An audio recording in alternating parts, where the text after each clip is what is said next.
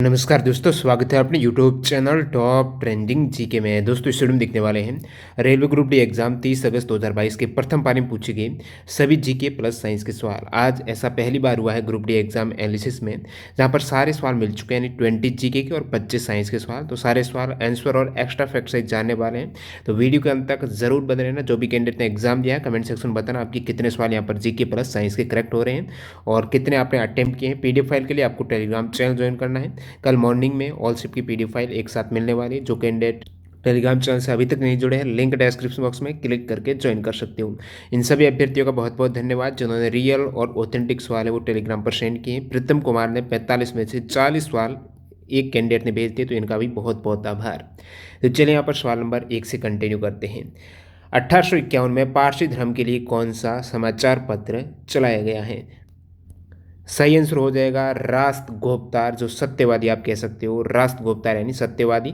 तो 1851 में ये पारसी सुधार आंदोलन के जो संस्थापक हैं नौरोजी फरदोशी और दादा भाई नौरोजी, और इनके द्वारा इस आंदोलन की शुरुआत की गई और ये पारसी धर्म से संबंधित रास्त गोपतार न्यूज़पेपर 1851 में चलाया गया था। इस संस्था ने रास्त गोपतार जो पत्रिका प्रकाशित की है, जो आज आपके सिप में पूछ लिया। और अन्य जैसे पारसी समाज से संबंधित कोई पेपर की बात करूं, पत्रिका की बात करूं, तो बम्बई समाचार पत्र है, ये भी सबसे पहले पारसी धर्म से संबंधित ये पत्रिका थी जो 1822 में प्रकाशित हुई थी। और सबसे पुराना न्यूज़पेपर एनटीपीसी सीवीटी फर्स्ट में पूछा हुआ सवाल है, ऐसा कौन सा न्यूज़पेपर है जो सबसे पुराना है और अभी तक चल रहा है? वो है दोस्तों मुंबई समाचार, और इसका 1 जुलाई 2021 को 2वां वर्ष पूर्ण हुआ है। इंपॉर्टेंट फैक्ट बनता है। तो चलिए यहाँ पर आगे बढ़े। बहुत से कैंडिडेट शुरुआत में वीडियो स्किप कर देते हैं, उनके लिए बता दूं आज पूरे के पूरे सवाल मिल चुके हैं, तो एफर्ट के लिए लाइक कर देना। आगे बढ़े उससे पहले मैं आपको बता दूं, जो कैंडिडेट मॉक टेस्ट नहीं लगाते हैं, एग्जाम में टाइम मैनेजमेंट के कारण सवाल मिस हो सकते हैं, अभी बेहतरीन डील चल रही है टेक्स्ट बुक पर। गणेश चतुर्थी के अवसर पर बप्पा का आशीर्वाद ऑफर, जिसमें जो पहले मॉक टेस्ट आपको 500 रुपये में मिल रहा था, वही मॉक टेस्ट अभी 349 में, और टीटीजी के कूपन कोड यूज़ करेंगे यही मॉक टेस्ट 315 रुपये में आप ग्रैब कर सकते हो। तो ज़रूर ऑफर का फ़ायदा उठाइएगा टेक्स्ट बुक ऐप या फिर वेबसाइट पर जाकर। ऐसा नहीं ग्रुप डी एग्जाम्स के बाद आप इसका क्या करेंगे, ईयरली वैलिडिटी रहती है, जितने चाहिए एग्जाम्स के मॉक टेस्ट लगेगा। 580 प्लस एग्जाम्स के mock test same exam pattern और डैशबोर्ड पर आधारित हैं। आज ही इस डील को आप ग्रैब कर लेना, लास्ट डे है, लिमिटेड टाइम डील है, ज़रूर फायदा उठाइएगा। तो फिलहाल आप इन सवालों का फायदा उठाइएगा आने वाले शिफ्ट के लिए।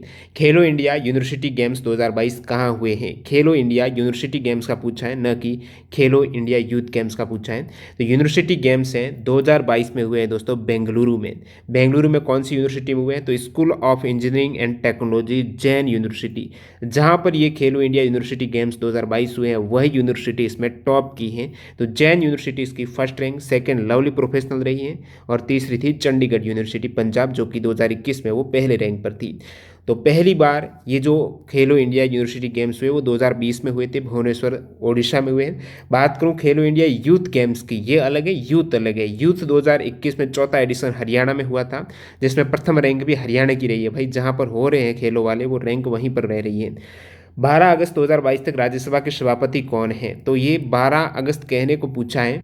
आप सोचेंगे करंट अफेयर्स भाई अगस्त तक के कवर कर रहा है, हालांकि जो करंट अफेयर्स देखे जा रहे हैं, अब बहुत बार मैंने शिफ्ट में ये एनालिसिस किया है, प्रीवियस 2 से 3 शिफ्ट में काफ़ी बार जुलाई का मेंशन कर रखा था, लेकिन करंट अफेयर जो 8 सवाल है ना, उसमें मैक्सिमम सवाल आपको जनवरी फरवरी मार्च, अभी अप्रैल कवर हो रहा है। अप्रैल के सवाल लगातार पूछे जा रहे हैं, 1-2 सवाल आ ही रहे हैं।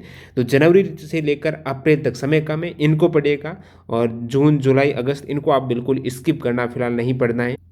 और जिनके पास टाइम है उनको तो पढ़ना ही है खैर, लेकिन लिमिटेड टाइम है, तो कम समय है, आने वाले सेट में एग्जाम है, वो इन पर फोकस करें करंट अफेयर्स की दृष्टि से। और करंट अफेयर्स कहाँ से पढ़ें? जहाँ तक मैंने देखा है, जो डेली करंट अफेयर्स रहता है ना, जिनका भी आप मेरे अकॉर्डिंग वीडियो में टाइम वेस्ट न करके अलग अलग वेबसाइट पर डेली करंट अफेयर्स मैंने अच्छा देखा है, अड्डा 247, कोई पेड नहीं है, अड्डा 247 है। मैक्सिमम सवाल जो मैं सर्च करता हूँ वहीं से मिल जाते हैं, यानी करंट अफेयर्स का यदि आप कंटेंट देख रहे हो, अच्छा कंटेंट वहाँ पर मिल जाता है। ये मैं उनकी वेबसाइट की बात कर रहा हूँ, जो अड्डा 247 की वेबसाइट है। 12 अगस्त 2022 तक राज्यसभा के सभापति हैं, तो जो उपराष्ट्रपति होते हैं वही राज्यसभा के सभापति होते हैं। तो वर्तमान 11 अगस्त 2022 से जगदीप धनखड़, जो कि 14वें उपराष्ट्रपति बने हैं। इनसे पहले 13वें थे वेंकैया नायडू थे, जो 10 अगस्त 2022 को रहे हैं, और 11 अगस्त से इनकी नियुक्ति हुई है। जगदीश धनखड़ है, इनको शपथ दिलाई गई है एज ए उपराष्ट्रपति जो सभापति के रूप में काम करते हैं राज्यसभा के, और उपसभापति वर्तमान में राज्यसभा के कौन है, तो हरिवंश नारायण सिंह हैं। लीडर ऑफ द हाउस की बात करें तो पीयूष गोयल, और लीडर ऑफ द अपोजिशन वो है मल्लिकार्जुन खड़गे। नेक्स्ट सवाल देखिएगा, सवाल नंबर 4। आम बजट 2022-23 में गंगा किनारे कितने किलोमीटर के दायरे में प्राकृतिक खेती का कॉरिडोर विकसित करने का निर्णय लिया गया है, तो गंगा किनारे टोटल 5 किलोमीटर का प्राकृतिक खेती का कॉरिडोर विकसित करने का निर्णय आम बजट 2022-23। तो बजट से एक आध सवाल पूछा जा रहा है, ज़्यादा सवाल नहीं आ रहे, और हर एक शिफ्ट में भी बजट का सवाल नहीं आ रहा, कुछ कुछ शिफ्ट में बजट 2022-23 के सवाल आ रहे हैं, ऐसा देखा जा रहा है। सिक्किम भारत का पूर्ण जैविक खेती वाला राज्य बना है पहला, और ये भी जैविक खेती प्राकृतिक खेती कॉरिडोर है 5 किलोमीटर। नेक्स्ट सवाल, which plateau is rich in iron और, कौन सा पठार है जो लो एस्क से समृद्ध है, ये ऑप्शन थे छोटा नागपुर पठार आपको करेक्ट करना था, जो कि झारखंड में है। नेक्स्ट सवाल, ओजोन परत से कौन सी गैस नुकसान पहुंचाती है, ओजोन परत का क्षरण कर रही है, वो है क्लोरोफ्लोरोकार्बन Eg1। लौटता हुआ मानसून भारत के किस क्षेत्र में बारिश करता है, लौटता हुआ मानसून जो लगभग अक्टूबर मंथ में, एक तरीके से कहेंगे सर्दियों में, तो ये मानसून कहाँ बारिश करता है, तमिलनाडु विकल्प था, आपको करेक्ट करना था। नेक्स्ट वाले यहाँ पर, centre for development of advance computing यानी सीडेक ने राष्ट्रीय सुपर कंप्यूटर मिशन के दूसरे चरण के तहत कौन सा सुपर कंप्यूटर IIT रुड़की में स्थापित किया है। परम गंगा इस सुपर कंप्यूटर का नाम है, मार्च 2022 का करंट अफेयर्स है। परम गंगा IIT रुड़की में स्थापित हुआ है, सीडेक के द्वारा डेवलप्ड है। परम गंगा की सुपर कंप्यूटिंग जो क्षमता है वो 1.66 पेटाफ्लॉप्स है। तो सुपर कंप्यूटर से इससे पहले भी आपको पूछा गया था परम प्रवेगा का। India plastic pact WWF India और किसके बीच एक संयुक्त पहल है, सितंबर 2021 का ये करंट अफेयर्स आज देखने को मिला है। India plastic pact WWF India और भारतीय उद्योग परिसंघ की संयुक्त पहल है। संधि का लक्ष्य 2030 तक जो भी व्यवसाय है उनको प्लास्टिक के लिए एक तरीके से बिना प्लास्टिक या फिर निम्नीकरणीय प्लास्टिक का यूज़ करने में सक्षम बनाना। नेक्स्ट सवाल, कौन सी 8वीं अनुसूची में शामिल भाषा नहीं है, ये जी हो जाएगा, ये विकल्प थे बोडो, शांथिली, ओडिया, अरबी, आप कहेंगे अरबी नहीं है। तो कौन सी 22 भाषा है, फिलहाल देखिएगा, अश्मीज है, बंगाली है, बोडो, डोगरी, गुजराती, हिंदी, कन्नड़, कश्मीरी, कोंकणी, मैथिली, मलयालम, मितेई, मराठी, नेपाली, उड़िया, उड़िया है ध्यान रखना, नेपाली भी है, संस्कृत भी है, इंग्लिश नहीं है, ठीक है, सिंधी, तमिल, तेलुगु, उर्दू, ये 22 भाषाएं, इंग्लिश नहीं है मैंने बता दिया, और अरबी भी नहीं है।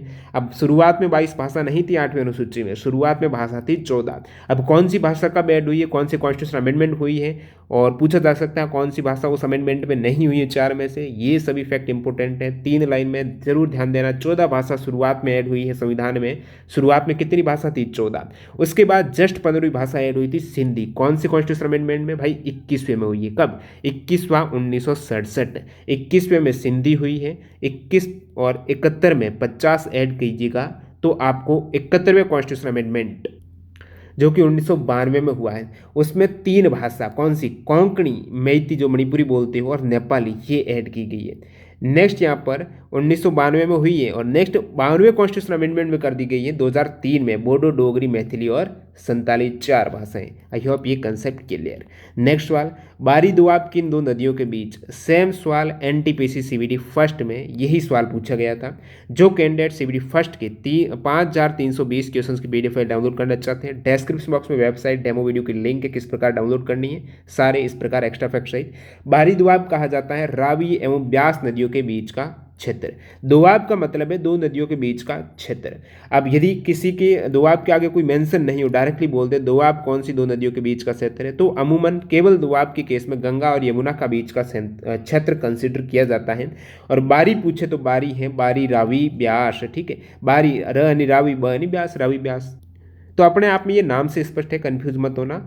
और जैसे पूछ ले झेच दोआब, तो आप कहेंगे जे का मतलब है झेलम, च यानी चेनाब, यानी झेलम और चेनाब नदियों का बीच का क्षेत्र। रेचना पूछ ले, रे यानी रावी, च यानी चेनाब, ठीक है, रेचना दोआब, चेनाब और रावी नदी। बिस्त पूछ ले तो आप कहेंगे बी यानी ब्यास, सत यानी सतलज, तो बिस्त दोआब, सतलज और ब्यास नदी। सिंध सागर दोआब, सिंधु नदी और झेलम नदी, तो ये अपने आप में नाम से स्पष्ट वाले हैं, कोई दिक्कत नहीं होनी चाहिए। सबसे पहले पंचायती राज व्यवस्था किस राज्य ने शुरू की है, तो आप कहेंगे राजस्थान ने की है, 2 अक्टूबर 1959 को की है। जवाहरलाल नेहरू उस समय प्रधानमंत्री थे, तो इन्होंने राजस्थान का जो नागौर जिला है वहीं पर त्रिस्तरीय पंचायत, ग्राम स्तर पर, ब्लॉक स्तर पर और जिला स्तर पर प्राथमिक घाटा शून्य कब होगा, इसके लिए आपको चाहिए कि प्राथमिक घाटा है क्या। प्राथमिक घाटा बोले तो राजकोषीय घाटे में से यदि ब्याज जो भुगतान करना है वो माइनस कर दे तो वो प्राथमिक घाटा आ जाएगा, बिना ब्याज वाला राजकोषीय घाटा। प्राथमिक घाटा शून्य कब होगा, आप कहेंगे इसके बराबर शून्य कब आ सकता है। कोई चीज़ शून्य कब होती है, जब बराबर में से माइनस करें, जैसे कि 6 - 6 बराबर शून्य। तो राजकोषीय घाटा जितना है उतना यदि ब्याज घाटा है, ब्याज भुगतान है, दोनों ही इक्वल है तो प्राथमिक घाटा क्या है, शून्य हो जाएगा। ठीक है, तो राजकोषीय घाटा शून्य कब होगा, जब प्राथमिक घाटा शून्य कब होगा, जब राजकोषीय घाटा ब्याज भुगतान के इक्वल हो जाए। ठीक है, नेक्स्ट सवाल पूछा है कि बर्फ का रिफ्रैक्टिव इंडेक्स 1.31, सेंधा नमक नहीं था, यहाँ पर लेड करके था जिसका अलग दे रखा था, लेकिन वो पूरा सवाल थोड़ा नहीं मिला, लेकिन इसी कंसेप्ट पर है। आने वाले सेट में जिनका एग्जाम है उनके लिए ईजी है।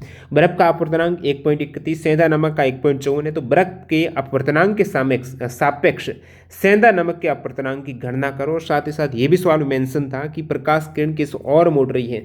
भाई बर्फ का अपवर्तनांक कम है, नमक का ज़्यादा है, तो कम में स्पीड ज़्यादा, जिसका अपवर्तनांक कम, जो माध्यम में उस किरण आ रही है, जिस माध्यम के अपवर्तनांक की बात हो रही है उसमें स्पीड उनकी अपेक्षाकृत कम रहेगी, जिसका अपवर्तनांक ज़्यादा है उसके सापेक्ष।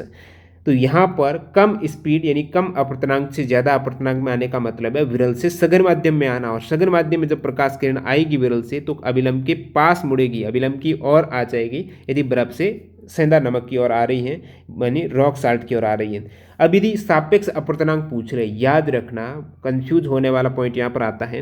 अपवर्तनांक में एक तो स्पीड का खेल होता है, एक अपवर्तनांक में ही सापेक्ष पूछ लिया, एक दूसरे के सापेक्ष अपवर्तनांक, एक यदि स्पीड दी रहती है दोनों वेग में और फिर पूछा जाता है कि इस माध्यम का जो वेग है इसके सापेक्ष सेकंड माध्यम में क्या अपवर्तनांक होगा, उस केस में अलग फॉर्मूला है। कंफ्यूज होने के लिए यहाँ पर स्टूडेंट गलत कर देते हैं। किस प्रकार कंफ्यूज होते हैं, केवल अपवर्तनांक दिया है तो आप क्या करेंगे, थोड़ा मैं सेकंड वे में आपको समझा दूं ताकि पहले वाला कंसेप्ट है उसी पर आधारित समझा दूं।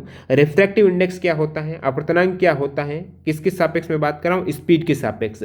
तो जिसका पूछा है वो आप नीचे रखेंगे, जैसे कि refractive index of rock salt with respect to ice. Rock salt का सेंधा नमक का जो अपवर्तनांक है वो बर्फ के सापेक्ष कितना है, तो जिसका पूछा है स्पीड के केस में वो नीचे रखेंगे, यानी स्पीड ऑफ लाइट, प्रकाश का वेग उस माध्यम में कितना है, तो स्पीड ऑफ लाइट किस में, रॉक साल्ट में। तो रॉक साल्ट में स्पीड ऊपर किसकी स्पीड, आप कहेंगे speed of light in ice, क्योंकि आइस के सापेक्ष पूछा है ना, तब आपका जो रिफ्रैक्टिव इंडेक्स आएगा किसका, साल्ट का आइस के सापेक्ष वो निकल के आएगा। जब स्पीड दी होती है तो जिसका पूछा है उसका वेग आप नीचे रखते हो। जब आपस में सापेक्ष अपवर्तनांक पूछ लें तो आप क्या करेंगे, क्योंकि जब सापेक्ष अपवर्तनांक दिए रहते हैं तो जिसका पूछा है उसको आप ऊपर रखेंगे, यानी NS ऊपर रखेंगे, NI नीचे रखेंगे। तो यहाँ पर आपको NS दे रखा है साल्ट का 1.54 और I का 1.31, तो आप कहेंगे 1.175 हो जाएगा रिफ्रैक्टिव इंडेक्स किसका, जिसका पूछा है साल्ट का बर्फ के सापेक्ष। क्योंकि ये आया ड्राइव कहाँ से हुआ है, तो ये हुआ है स्पीड से ही एक तरीके से ड्राइव हुआ है। मैंने यहाँ पर वैल्यू पुट की, speed of light in ice कितनी है, speed of light in ice कितनी हो जाएगी, आपको लाइट में स्पीड ऑफ लाइट आइस में थोड़ी दे रखी है, आपको तो अपवर्तनांक दे रखा है आइस में। तो आप क्या करेंगे, अपवर्तनांक होता क्या है, स्पीड ऑफ लाइट बटा माध्यम वेग। थोड़ा कॉम्प्लेक्स हो रहा, लंबा हो रहा, इसके लिए अपवर्तनांक का वीडियो आप देखिएगा, समझ में आ जाएगा। महिला प्रजनन तंत्र का हिस्सा कौन है, महिला प्रजनन तंत्र का हिस्सा है कौन नहीं है, ये पूछा। आपको पता है गर्भाशय है, यूट्रस होता है, ओवेरी भी होता है, फैलोपियन डिंब वाहिनी भी होता है, मूत्र मार्ग नहीं है, प्रजनन का करेक्ट हो जाएगा। आवर्त सारणी में समूह 17 वाले तत्वों के परमाणु की संयोजकता क्या है, वैलेंस इलेक्ट्रॉन नहीं पूछा है, वैलेंसी पूछा है। वैलेंस इलेक्ट्रॉन अलग है, वैलेंसी अलग है। जब आपको वैलेंस इलेक्ट्रॉन पूछ ले यानी संयोजी इलेक्ट्रॉन, तो आप कहेंगे बाह्यतम कोश में जितने इलेक्ट्रॉन हैं। अब जब संयोजकता पूछे, संयोजकता है स्थायित्व का दर्शाएगा, यानी किसी तत्व को स्थायी होने के लिए बाह्यतम कोश को भरने के लिए क्या करना है, कितने इलेक्ट्रॉन त्यागता है या फिर कितने ग्रहण करता है, वही उसकी संयोजकता है। जैसे समूह 17 की बात करें तो समूह 17 की संयोजकता है 1, क्योंकि बाह्यतम कोश में कितने इलेक्ट्रॉन है, 17 में 7 इलेक्ट्रॉन है। अब भरना है पूरे बाह्यतम कोश को, तो 8 इलेक्ट्रॉन होने चाहिए, तो वो क्या करेगा, एक इलेक्ट्रॉन ग्रहण करेगा। तो जितने ग्रहण कर रहे हैं, एक ग्रहण क्यों कर रहा, ताकि उसका बाह्यतम कोश भर जाए। ग्रहण कर रहा है इलेक्ट्रॉन तो +1 हो जाएगा। तो +1 है 17वें ग्रुप की संयोजकता। और 17वें ग्रुप में वैलेंस इलेक्ट्रॉन होते कितने हैं, तो वैलेंस आप कहेंगे बाह्यतम कोश में 7 इलेक्ट्रॉन है। तो वैलेंस का भी पूछा जाता है एग्जाम में और संयोजकता का भी पूछा जाता है। आज संयोजकता के 2 सवाल है, एक ये भी देखिएगा, निम्न तत्वों में किसका परमाणु संयोजकता +3 है। +3 यानी 3 इलेक्ट्रॉन वो ग्रहण कर रहा है। तो यहाँ पर अलग अलग एलिमेंट है, एक एल्यूमिनियम था, एल्यूमिनियम का परमाणु क्रमांक 13 होता है। 13 का मतलब पहले कोष में 2 इलेक्ट्रॉन, दूसरे में 8 इलेक्ट्रॉन, अब रहे कितने, 3। तो बाह्यतम कोष में 3 इलेक्ट्रॉन है। अब वो क्या करेगा, एक तरीके से स्थिर करना है। अब 8 इलेक्ट्रॉन में स्थिर होगा तो ज़्यादा इलेक्ट्रॉन तो लेगा नहीं, क्योंकि यदि 5 से ज़्यादा बाह्यतम कोष में तो वो फिर 3 ले सकता है। यहाँ पर 5 से कम है एक तरीके से। तो आप देखेंगे 8 इलेक्ट्रॉन है, ये अपने आप में स्थायी है, 3 इलेक्ट्रॉन त्याग दें। 3 इलेक्ट्रॉन आप त्याग रहे हो तो आपका क्या आ जाएगा, +3। दोस्तों यहाँ पर मैंने थोड़ा मिस्टेक किया है, +1 नहीं -1 आएगा, ठीक है, ध्यान रखना। क्योंकि इलेक्ट्रॉन आप क्या कर रहे हो, ले रहे हो, इलेक्ट्रॉन पे नेगेटिव चार्ज है, आप ले रहे हो तो वो नेगेटिव आने वाला -1 हो जाएगा। तो इसलिए तो Cl- होता है, प्लस थोड़ा ही होता है। तो -1 जिसने किया वो करेक्ट है। और नेक्स्ट वाला यहाँ पर, निम्न तत्वों में से ये था कि अवतल दर्पण की वक्रता त्रिज्या 12 है तो फोकस दूरी क्या होगी। अब वक्रता त्रिज्या आपको अवतल दर्पण की दे रखी है। उत्तल में हमेशा वक्रता त्रिज्या और फोकस दूरी प्लस होती है, अवतल में नेगेटिव रहेगी। अब वक्रता त्रिज्या 12 है तो फोकस दूरी -6 आदि हो जाएगी। निम्न तत्वों में किसका परमाणु क्रमांक ये हो गया। यदि दर्पण की ध्रुव से फोकस की दूरी 16 सेंटीमीटर तो पोल से वक्रता केंद्र की दूरी क्या होगी। दर्पण के ध्रुव से फोकस की दूरी यानी फोकस दूरी आपको 16 दे रखी है, और पोल से वक्रता केंद्र की दूरी यानी R पूछा है, वो R दुगनी हो जाएगी, 32 करेंगे आप। नेक्स्ट यहाँ पर, यदि V1 V2 V3 बराबर 1 2 3 का अनुपात है यानी विभवांतर का, तो रेशियो ऑफ रेजिस्टेंस क्या होगा। तो आपको पता है V समानुपाती I होता है, और यहाँ पर कांस्टेंट R आ जाता है, तो आप कहेंगे V और एक तरीके से R भी समानुपाती है। तो जितना विभवांतर का रेशियो है उतना ही धारा का रेशियो है, उतना ही प्रतिरोध का रेशियो होएगा। यानी इसका आंसर 1:2:3 होना चाहिए। भारत की मानक समय रेखा कहाँ से गुजरती है। तो ऑप्शन था आपकी मिर्ज़ापुर, करेक्ट हो जाएगा। उत्तर प्रदेश के मिर्ज़ापुर के निकट से ये जाने वाली 85 पॉइंट यानी 85.5 डिग्री यामोत्तर रेखा को ही भारत का जो भारतीय मानक समय माना जाता है। और ये जो भारत का मानक समय है, ग्रीनविच के मानक समय से कितना घंटा आगे है पूछा जाता है एग्जाम में, तो आप कहेंगे 5.5 घंटे आगे हैं। और ये दोस्तों काफ़ी बार इसे इलाहाबाद से भी ले सकते हो, सेम इलाहाबाद पास में ही है मिर्ज़ापुर के। भारतीय मानक समय की स्थापना है वो 1 सितंबर 1947 को ही है। और ये जो रेखा है कितने राज्यों से गुजरती है, तो मनका छत से आंधी द्वारा उत्तर में उड़ गया। कितने राज्य हैं, 5 राज्य। मनका यानी मानक समय रेखा की बात हो रही है, छत से छत्तीसगढ़, आंधी यानी आंध्र प्रदेश, उत्तर यानी उत्तर प्रदेश, और मैं उड़ गया यानी मध्य प्रदेश, उड़ यानी उड़ीसा, 5 राज्य। वाष्पोत्सर्जन से क्या नुकसान होता है भाई, वाष्पोत्सर्जन होगा तो वहाँ पर जल की कमी हो जाएगी, निर्जलीकरण हो जाएगा, इसके कण पत्तियाँ हैं वो एक तरीके से मुरझा जाएगी, खड़ी नहीं रह पाएगी इरेक्ट, तो वो पौधे मुरझा जाते हैं वाष्पोत्सर्जन से। और नेक्स्ट सवाल, वाष्पोत्सर्जन होता क्यों है ये पूछ रहे हैं। तो तापक्रम संतुलित करने के लिए पादप का वाष्पोत्सर्जन की क्रिया होती है। राष्ट्र की आय को आकार के अनुसार किस पर मापा जाता है, तो जीडीपी करेक्ट आंसर हो जाएगा। किसी देश की समग्र अर्थव्यवस्था का आकार आमतौर पर उसके सकल घरेलू उत्पाद यानी जीडीपी द्वारा मेजर होता है। जीडीपी का मतलब उस देश के भीतर जितनी भी वस्तुएं, अंतिम वस्तुएं जो उत्पादित हुई हैं उनका सभी का रेट, मूल्य, योग एक तरीके से। अपवर्तनांक का एक और सवाल पूछ लिया है। 3 अपवर्तनांक की वैल्यू है 1.39, 1.52, 1.49। तो कौन से माध्यम में प्रकाश की चाल कितनी होगी, उसका आपको ग्रेटर देन लेस देन के केस में ऑप्शन दे रखे हैं। तो जिसका अपवर्तनांक कम वो माध्यम उतना ही विरल, और जो अपवर्तनांक कम है उसमें प्रकाश की चाल उतनी ज़्यादा। तो कम अपवर्तनांक में चाल ज़्यादा हो जाएगी, तो ये 1 वाले में चाल सबसे ज़्यादा। उसके बाद सेकंड कम किसका है, 3 वाला, तो 3 वाले में दूसरे नंबर पर फिर आ जाएगा V2। अगला सवाल यहाँ पर, फरवरी 2022 में भारतीय वैज्ञानिकों की एक टीम ने कोविड-19 महामारी से लड़ने के लिए एक 100 कीटाणुनाशक कॉपर धातु आधारित nano particle coated antiviral face mask विकसित किया है। इसकी क्या विशेषता है। विशेषता में आपके ऑप्शन में दे रखा है कि ये बायोडिग्रेडेबल है और वॉशेबल है, धोने योग्य है, दोनों विशेषता करेक्ट है। और पूछ ले आने वाले शिफ्ट में ये किस धातु पर आधारित है, तो ये कॉपर धातु आधारित है, nano particle coated antiviral face mask है, जो कि फरवरी 2022 का करंट अफेयर्स है।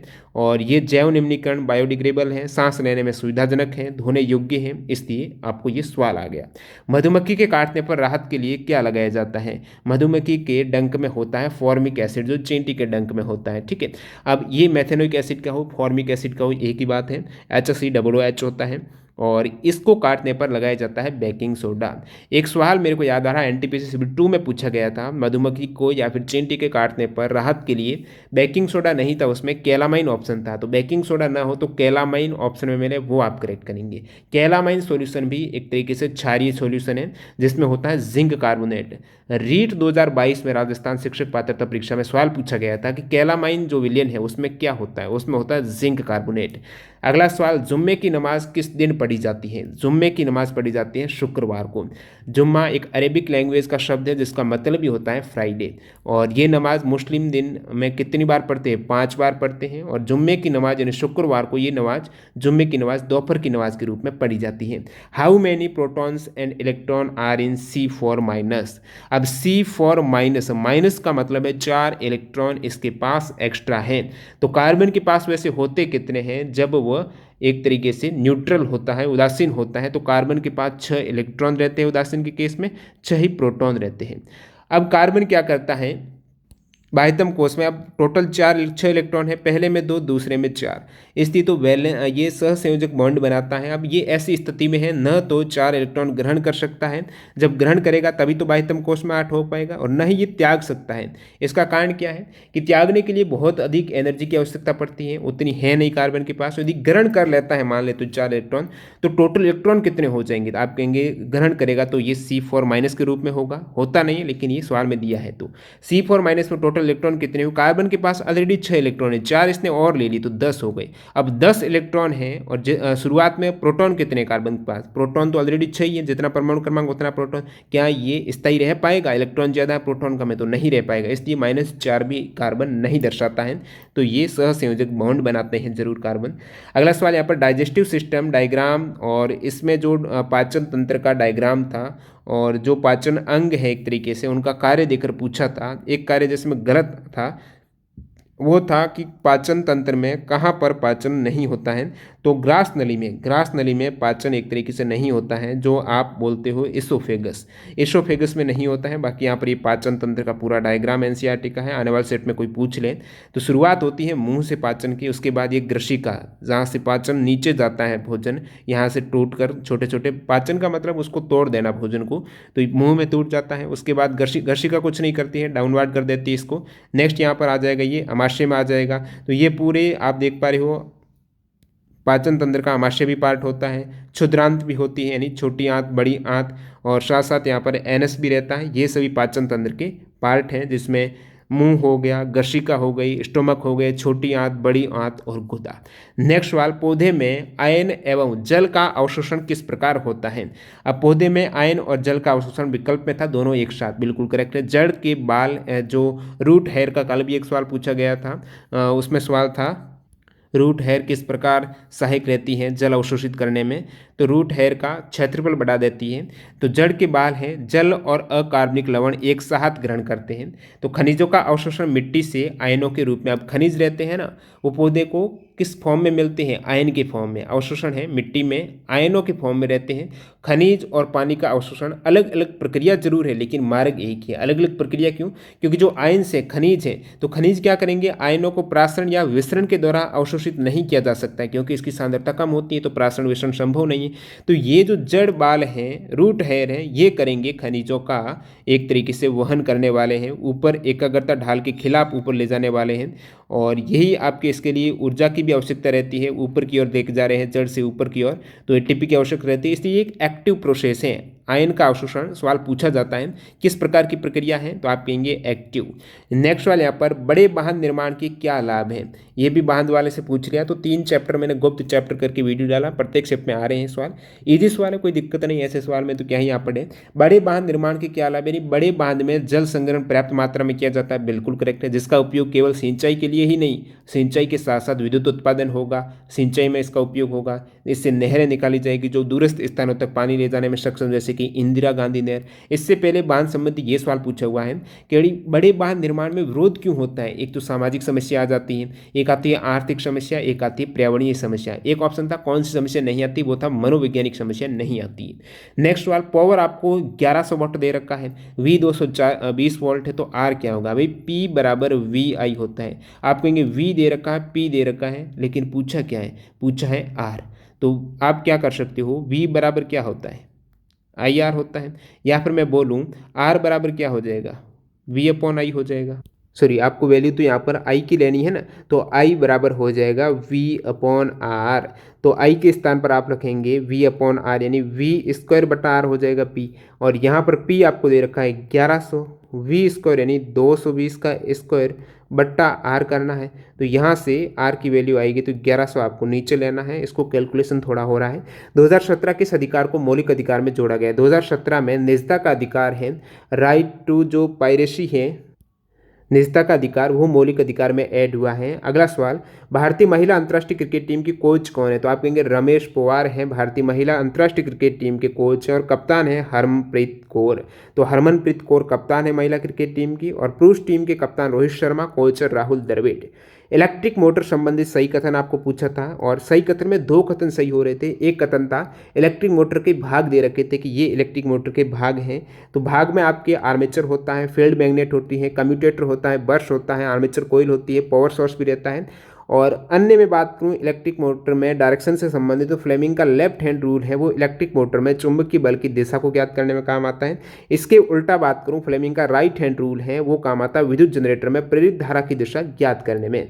नेक्स्ट सवाल, कौन सा असम राज्य का त्यौहार है। विकल्प में था पोंगल, ओणम, बिहू। तो आपको बिहू करेक्ट करना था। असम का बिहू है, पोंगल तमिलनाडु का है, ओणम केरल का है, लोहड़ी बैसाखी पंजाब का है, नुखाई पूछे तो उड़ीसा का है, गुड़ी पड़वा महाराष्ट्र का है, वंगाला मेघालय का है, उगादी आंध्र प्रदेश कर्नाटक का, विशु केरल कर्नाटक का। नेक्स्ट सवाल, लिटमस अम्ल और क्षार परीक्षण का एक प्राकृतिक सूचक है। लिटमस इससे पहले भी पूछा है, प्राकृतिक सूचक कौन से हैं, लिटमस था, फिनोप्थलीन था, ये सभी। तो यदि एक लिटमस से किसी विलयन में डालने पर विलयन नीले से लाल हो जाता है तो विलयन की पीएच क्या है। अब भाई अनिल हो रहा है, नीले से लाल कौन करता है, तो अनिल करता है, नीले से लाल। अनिल यानी अम्ल करता है, यानी जो विलयन रहेगा वो एक अम्ल है। अम्ल है इसका मतलब उसकी पीएच लेस देन 7 है। तो लेस देन 7 पीएच इसमें आप देख पा रहे हो 5 है, वो अम्लीय माध्यम है। क्लोर क्षार प्रक्रिया से संबंधित स्टेटमेंट दे रखे हैं। क्लोर क्षार प्रक्रिया में क्या होता है कि एक तो क्षार का निर्माण होता है, एक क्लोरीन का निर्माण होता है। तो क्षार के रूप में सोडियम हाइड्रोक्साइड, क्लोरीन गैस हो गई। रिएक्शन होती है इसके लिए सोडियम क्लोराइड और जल की होती है, ये बैलेंस रिएक्शन आप देखिएगा। प्रधानमंत्री जीवन ज्योति बीमा योजना में आयु सीमा, आयु है 18 से 50 वर्ष, और पॉलिसी की मैच्योरिटी की उम्र है वो 55 साल बाद। अब शुरुआत जो प्रधानमंत्री जीवन बीमा योजना की हुई है वो 9 मई 2015 को हुई है। कहाँ पर, कोलकाता में हुई है। और इसके लिए आपको सालाना प्रीमियम देना पड़ता है वो 330 रुपये। और यदि बीमा कवर की अवधि के दौरान सदस्य की डेथ हो जाती है तो 2 लाख रुपये की राशि उनके नॉमिनी को दी जाती है। Function of lymph in human body, मानव शरीर में जो लसिका होती है, लिम्प, लसिका का क्या कार्य है। अब लसिका के काफ़ी कार्य है, कौन सा ऑप्शन था वो बताना। जैसे कि लसिका क्या करती है, पाचित तथा अवशोषित वसा है उसको क्षुद्र आंत से रक्त में ले जाता है, ठीक है। तो वो वसा को रक्त में, और जो अंतरकोशिकीय अवकाश से अतिरिक्त जो लिक्विड रहता है उसको वापस ब्लड में ले जाती है लसिका। और लसिका है ये रोग प्रतिरोधक क्षमता में भी सहायक है, क्योंकि एक तरीके से ये जीवाणु का भक्षण करती है। और ये कोमल अंगों की रक्षा करने हेतु उनके रगड़ से बचाने में सहायक रहती है। लसिका की ये प्रमुख कार्य है। लसिका में आपको पता है आरबीसी नहीं होता, डब्ल्यूबीसी होता है, इसलिए। और इसमें कार्बन मोनोऑक्साइड उत्सर्जित पदार्थों की मात्रा अधिक होती है। तो ये कोशिका क्या करती हैं, सीओ है, अन्य जिस प्रकार हानिकारक पदार्थ हैं वो पदार्थ क्या करती है, रुधिर तक पहुंचाती है। महिलाओं के आपको मासिक धर्म से संबंधित पूछा है, कौन सी एक धारणा गलत धारणा है, मिथ नहीं है। विकल्प था कि woman gets pregnant after looking a man during, मासिक धर्म के समय वो प्रेग्नेंट हो जाती है। Woman should not go to kitchen, अब मासिक धर्म है तो उस समय किचन में नहीं जाना चाहिए, हालांकि गलत धारणा है। पूछा कौन सी गलत धारणा नहीं है, तो कोई सही धारणा है वो होगा कि ये एक्चुअल में मासिक धर्म में कोई लक्षण दिया होगा। तो कमेंट सेक्शन में बताना पूरे क्या 4 विकल्प थे। नेक्स्ट यहाँ पर graph a have straight line passing through origin incline to 20 degree to current axis, मतलब 2 ग्राफ है, एक ग्राफ ए है एक ग्राफ 2 है। ये आई मान लेता हूँ, ये वी मान लेता हूँ। वी और आई के मध्य ग्राफ है। तो पहली ग्राफ ए में एक स्ट्रेट लाइन है जो कि करंट वाली एक्सिस वाई एक्सिस के साथ 20 डिग्री इंक्लाइन है, यानी 20 डिग्री का एंगल।